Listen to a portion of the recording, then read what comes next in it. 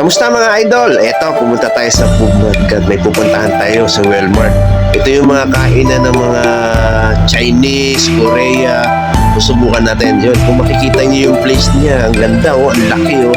Pero hindi lang yan. Pupunta tayo dito sa May Bukana.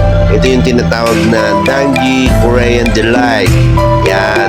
Ito yung pwesto nila sa Korean Delight. Pero papasok tayo sa loob, doon tayo kakain sa pinakadulo.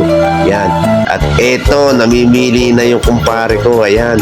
Tinatanong niya sa akin kung lalagyan daw ng noodles. Sabi ko, lagyan mo ng noodles. Tapos, bahala ka na mamili kung ano dyan. Sige, sandukin mo ng sandukin yung mga pagkain dyan.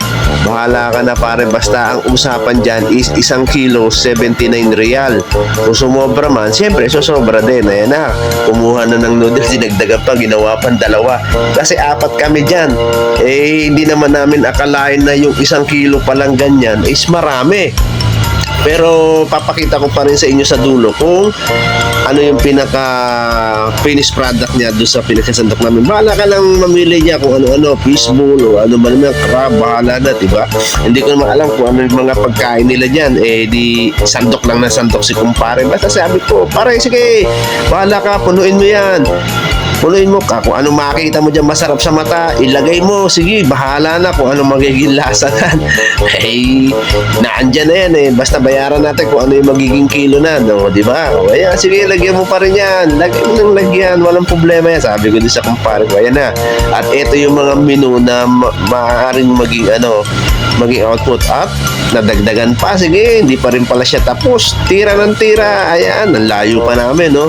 Ayan pala sa Mr. Chuan, M. Chuan, yan yung pangalan nung kainan.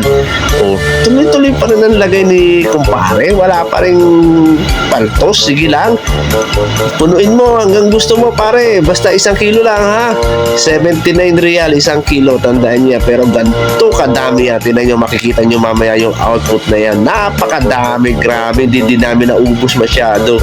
Ayun na, malapit na kami sa timbangan, doon sa babae na yun, doon sa naka-orange na yun, doon titimbangin yan. At doon mo makikita kung magkano na yung nakuha mo. Tapos sila na bahala magluto na. Within ano lang siguro, 15 to 20 minutes or 10 to 15 lang, darating na yung pagkain mo or kukunin mo na. O ayan na, tingnan natin sa timbangan kung magkano. Oh, 70. oh, wala, 1 kilo pa lang, nasa 70 real pa lang kami. Oh, dagdagan pa namin yan, dinagdagan pa ni pare, oh, dinagdagan pa para maka-exactong 79. Kasi in-exacto namin 79, balak pa lagi ng noodles. Sabi ko, wag na, meron ng noodles na 2, ayan na. Oh, titingnan natin kung magkano. Oh, ayan na.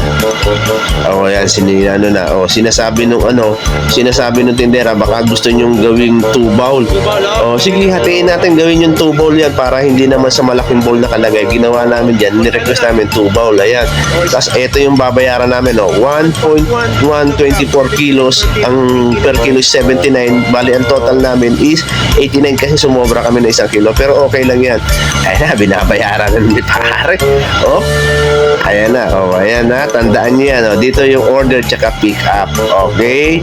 Ayan, mga Chinese kasi hindi nagkakaintindihan. Ito yung finished product, mga bossing, oh, kita niyo, oh, wala, yung sarap, oh, ayan, oh, tingnan niyo, grabe, oh, grabe, sige, tira na pare, ayan, at nang matikman na kung ano yan, at ito, tinikman na nga namin, at tinaray kong gumamit ng chopstick. Hindi ako marunong gumamit ng chopsticks, nakakainis. Hindi ko alam. Gigil na. Naku, patay tayo dyan. Ayun, sa wakas, naipit ko din. Ayan na, natuwan-tuwa ko. Ayan, nahulog na. Oh, ayan, hindi ko makuha yung noodles. Bahala ka sa bayo. Ayoko na mag-chopstick. Eto, the best. Tayong mga Pilipino, kutsara tindo lang, katalo na. O, paano mga guys, mga bossing, mga idol, another day, another kainan. Oh, maraming salamat.